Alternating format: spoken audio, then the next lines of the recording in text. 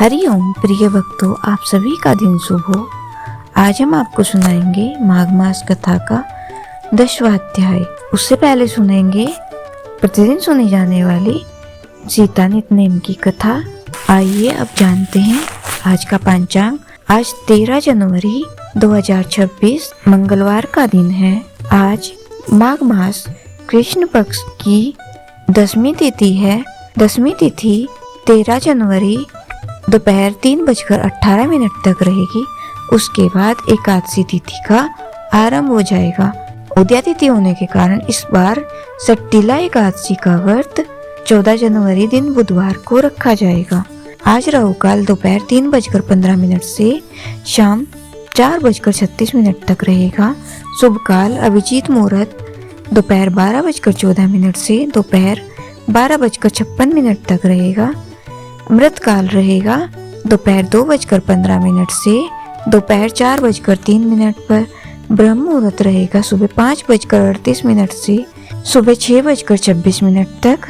आज सूर्य धनु राशि पर है। आइए अब शुरू करते हैं सीता नितनेम की ये कथा। यह कहानी माता सीता कहती थी और श्री राम इसे सुना करते थे। एक दिन श्री राम भगवान को किसी काम के लिए बाहर जाना पड़ गया तो सीता माता कहने लगी कि भगवान, मेरा तो 12 वर्ष का नितनेम है। अब आप बाहर जाएंगे तो मैं अपनी कहानी किसे सुनाऊंगी। श्री राम ने कहा कि तुम कुएं की पाल पर जाकर बैठ जाना। वहाँ जो औरतें पानी भरेंगी उन्हें अपनी कहानी सुना देना। सीता माता कुएं की पाल पर जाकर बैठ जाती है। एक स्त्री आई। उसने रेशम की जरी की साड़ी पहन रखी थी और सोने का घड़ा ले रखा था। सीता माता उसे देखकर कहती हैं कि बहन, मेरा 12 वर्ष का नितनेम सुन लो। पर वह स्त्री बोली कि मैं तुम्हारा नितनेम नहीं सुनूंगी। मैं तुम्हारा नितनेम सुनूंगी तो मुझे घर जाने में देर हो जाएगी। मेरी सास मुझसे लड़ेगी। उसने कहानी नहीं सुनी और चली गई। उसकी रेशम की जरी की साड़ी फट गई। सोने का घड़ा मिट्टी के घड़े में बदल गया। सास ने देखा तो पूछा कि ये इसका दोष अपने सर पर लेकर आ गई है। बहू ने कहा कि कुएं पर एक औरत बैठी थी। उसने कहानी सुनने के लिए कहा, लेकिन मैंने सुनी नहीं, जिसका यह फल मिला। बहू की बात सुनकर अगले दिन वही साड़ी और घड़ा लेकर सास कुएं की पाल पर गई।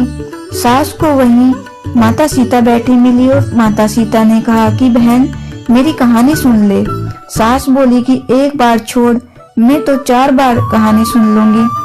राम आए, लक्ष्मण आए, देश के पुजारी आए, नितनेम का नेम लाए। आओ राम, बैठो राम, तपी रसोई जियो राम, माखन मिश्री खाओ राम, दूध बतासा पियो राम, सूत के पल का मोठो राम, साल दुसाला पोठो राम, साल दुसाला ओढ़ो राम, जब बोलू जब राम ही राम, राम संवारे सबके काम, खाली भंडार भरेंगे, सबका बेड़ा पार करेंगे, श्री राम जय जय राम। सास बोली कि बहन, कहानी तो बहुत अच्छी लगी। कहानी सुनकर सास घर चली गई और उसकी साड़ी फिर से रेशम की जरी की बन गई। मिट्टी का घड़ा फिर से सोने का घड़ा में बदल गया। बहू कहने लगी, सासू माँ, आपने ये सब कैसे किया। सास ने कहा कि बहू तो दोष लगा के आई और मैं यह दोष उतार कर आई हूँ। बहू ने फिर पूछा कि वह कुएं वाली स्त्री कौन है। सास बोली कि वो सीता माता थी। वो पुराने से नया कर देती हैं, खाली घर में भंडार भर देती हैं। वह लक्ष्मी जी का वास घर में कर देती हैं। आदमी की जो भी इच्छा हो उसे पूरा कर देती हैं। बहू बोली, ऐसी कहानी मुझे भी सुना दो। सास बोली कि ठीक है, तुम भी सुनो। और सास ने कहानी शुरू की।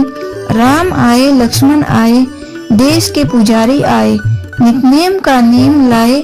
आओ राम, बैठो राम, तपी रसोई जियो राम, माखन मिश्री खाओ राम, दूध बतासा पियो राम, सूत के पल का मोठो राम, साल दुसाला पोठो राम, साल दुसाला ओढ़ो राम, जब बोलू तब राम ही राम, राम सवारे सबके काम, खाली घर भंडार भरेंगे, सबका बेड़ा पार करेंगे, श्री राम जय जय राम।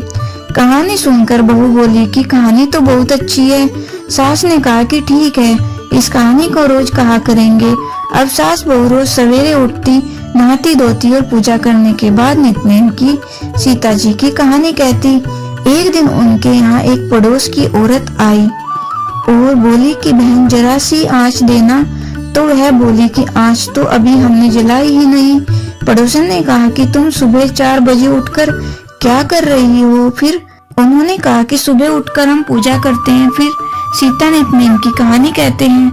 पड़ोसी ने उनकी बात सुनकर फिर कहा कि सीता माता की कहानी कहने से मुझे तुम्हें क्या मिला? वे बोली कि उनकी कहानी कहने से घर में भंडार भर जाते हैं, सारे काम सिद्ध हो जाते हैं, मन की इच्छा भी पूरी हो जाती है। पड़ोसन कहती है कि बहन ऐसी कहानी तो मुझे भी सुना दो। फिर वह बोली कि ठीक है, तुम भी यह कहानी सुन लो। राम आए, लक्ष्मण आए, देश के पुजारी आए, नित्यनेम का नेम लाए।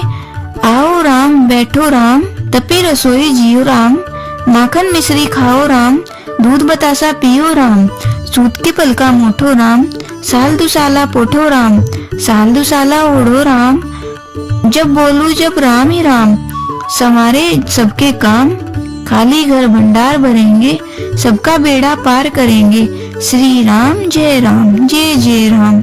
सारी कहानी सुनने के बाद पड़ोसन कहने लगी, बहन कहानी तो मुझे बहुत अच्छी लगी। अब वह पड़ोसन भी नित्यनेम सीता माता की कहानी कहने लगी। कहानी कहने से सीता माता ने पड़ोसन के भी भंडार भर दिए। हे सीता माता, जैसे आपने उनके भंडार भरे वैसे ही आप हमारे भी भंडार भरना, कहानी सुनने वाले के भी और कहानी कहने वाले के भी। बोलिए सीता माता की जय। श्री राम जय राम। आइए अब सुनते हैं माघमास कथा का 10वां अध्याय। यमदूत कहने लगे कि हे वैश्य, एक बार भी गंगा जी में स्नान करने से मनुष्य सब पापों से छूटकर अत्यंत शुद्ध हो जाता है। जो गंगा जी को दूसरे तीर्थों के समान समझता है वह अवश्य नरक में जाता है। भगवान के चरणों से उत्पन्न हुई गंगा जी के पवित्र जल को श्री शिव जी अपने मस्तक में धारण करते हैं। वह ब्रह्मा जो संदेह रहित प्रकृति से अलग और निर्गुण है, ब्रह्मांड में उसकी समानता किससे हो सकती है? गंगा जी का नाम हजारों योजन दूर से ही लेने वाला नरक में नहीं जाता। इसलिए मनुष्य को अश्वमेव गंगा जी में स्नान करना चाहिए। जो ब्राह्मण दान लेने का अधिकारी होकर भी दान नहीं लेता वह आकाश के नक्षत्र में चंद्रमा के समान है। जो कीचड़ से गौ को निकालता है, जो रोगी की रक्षा करता है या जो गौशाला में मरते हैं वह आकाश में तारागण होते हैं। प्राणायाम करने वाले मनुष्य सदैव उत्तम गति को प्राप्त होते हैं। प्रातः समय स्नान के पश्चात जो 16 प्राणायाम करते हैं वह घोर पापों से बच जाते हैं।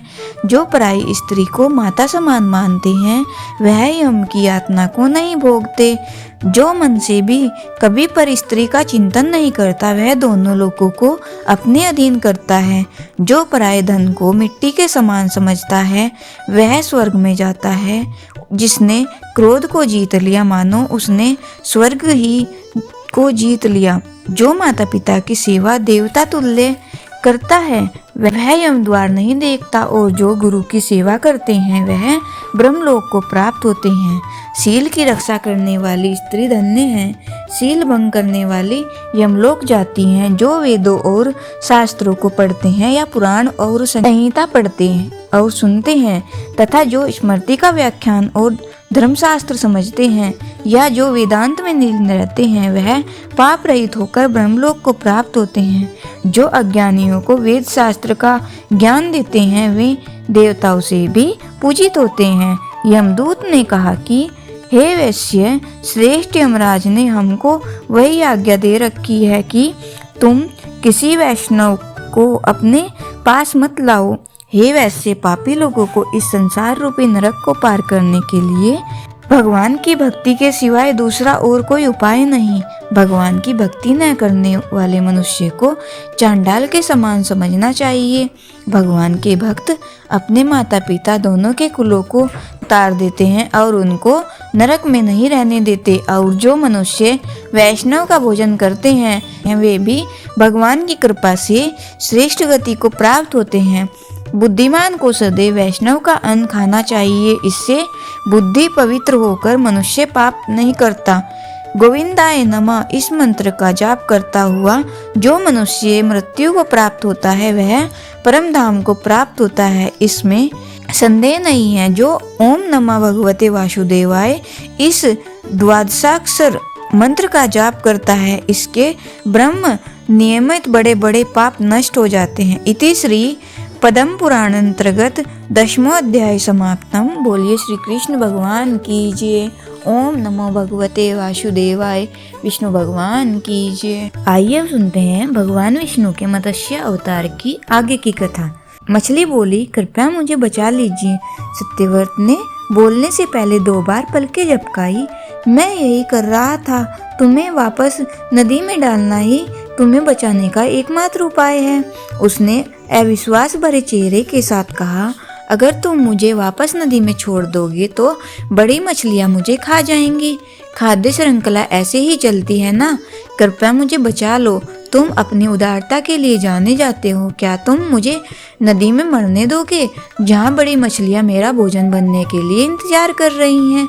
उसने तीखी तीखी आवाज में कहा, तो फिर मुझे क्या करना चाहिए? मैं तुम्हें कैसे बचा सकता हूँ? वह अपने आप से आधा बात करते हुए चारों ओर देखने लगा। उसने फिर से मछली की ओर देखा जो अब आश्चर्यजनक रूप से चुप थी। सत्यव्रत ने फिर बुदबुदाते हुए कहा, तो यह तो तभी बोलती है जब इसका मन करता है। वह मछली को बचाने के लिए कोई दूसरा उपाय सोचने में बुरी तरह उलझ गया। मैं क्या करूं? तुम तो पानी की जीव हो, जलीय प्राणी। मैं तुम्हें तुम्हारे प्राकृतिक आवाज से कैसे निकालूं? क्या जरूरतमंदों की रक्षा करना आपका कर्तव्य नहीं है राजा? मछली का प्रश्न एक फटकार जैसा लग रहा था। आने वाली पीढ़ियां इसके बारे में क्या सोचेंगी जब उन्हें पता चलेगा कि आपने एक निर्दोष प्राणी को केवल इसलिए मरने दिया क्योंकि आप उसे उसका प्राकृतिक आवास देना चाहते थे। सत्यव्रत ने व्याकुल और हताश होकर चारों ओर देखा। वह मछली के लिए उपयुक्त वैकल्पिक आवास कहाँ प्रदान कर सकता था? उसने एक क्षण सोचा कि फिर अपने कमंडल पानी का एक छोटा घड़ा को याद करके उसने मछली को उसमें रखा और घड़े को अपनी कमर से बांध लिया। धन्यवाद हे दयालु, मछली ने कहा। उसकी राहत की भावना उसकी लंबी आह में स्पष्ट रूप से झलक रही थी। उसने जवाब में बुदबुदाते हुए कहा, मुझे विश्वास नहीं हो रहा कि मैं एक मछली से बात कर रहा हूँ। हाँ ठीक है।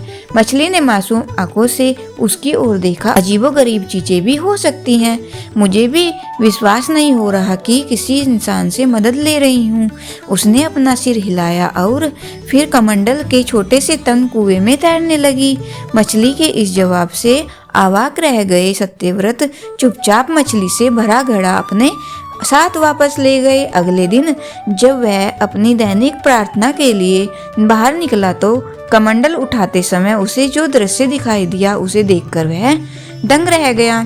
छोटी मछली अपने आकार से 2 गुनी बड़ी हो गई थी और उसका आधा शरीर पानी के जग से बाहर निकला हुआ था। उसने अविश्वास से अपनी आंखें मल ली। तुम एक ही रात में इतने बड़े कैसे हो गए? तुम्हें इतना आश्चर्य क्यों हो रहा है? सभी जीव अपने जीवन काल के अनुसार बढ़ते हैं ना। कृपया मुझे किसी बड़े बर्तन में डाल दो, शायद किसी टैंक में, मछली ने सुझाव दिया।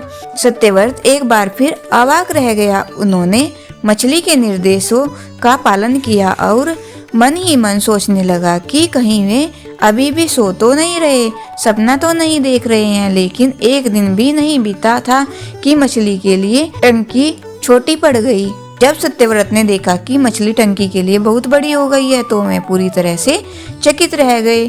तुम तो वाकई बहुत तेजी से बढ़ने वाली प्रजाति हो, उसने आंखें चौड़ी करके कहा। एक और प्रतिक्रिया की उम्मीद में उसने मछली की ओर देखा। फिर मछली ने बस पलकें झपकाई। इस बार वह मछली को पास के कुएं में ले गया और उसमें डाल दिया। मछली कुछ ही मिनटों तक खुशी से तैरती रही। फिर उसे दोबारा पानी में डालना पड़ा।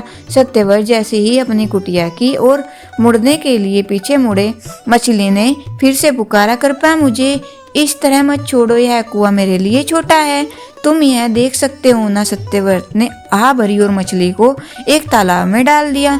इस बार उन्हें पूरा भरोसा था कि मछली बड़े जलाशय में आराम से रहेगी, लेकिन बेचारे सत्यव्रत को क्या पता था।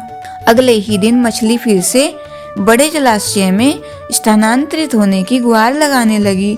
यह कैसे संभव हो सकता है, वह चीख पड़ा।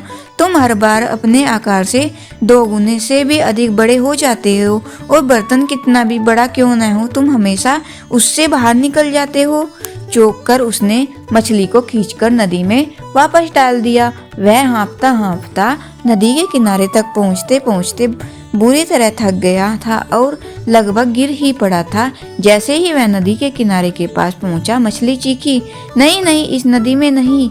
उसने सत्यव्रत की ओर सिर घुमाकर कहा, क्या तुम्हें अच्छा लगेगा कि बड़ी मछली मुझे खा जाए? तब एक दयालु राजा के रूप में तुम्हारी प्रतिष्ठा का क्या होगा? नहीं, तुम्हें मुझे गंगा नदी में ही डालना होगा। क्या गंगा? और तुम मुझे ये सब अब बता रहे हो, जबकि हम पहले से ही यहाँ हैं। मछली ने चुपचाप उसकी ओर देखा। एक गहरी सांस लेते हुए सत्यव्रत ने मछली को फिर से अपनी बाहों में उठाया और लड़खड़ाते हुए उसी रास्ते से वापस चल दिया जहाँ से वह आया था। वह मछली को आश्चर्य से देखता, लेकिन मछली मासूमियत से उसकी ओर पलके झपकती। प्रिय श्रोताओ, इससे आगे की कथा कल सुनेंगे। विष्णु भगवान की जय। धन्यवाद।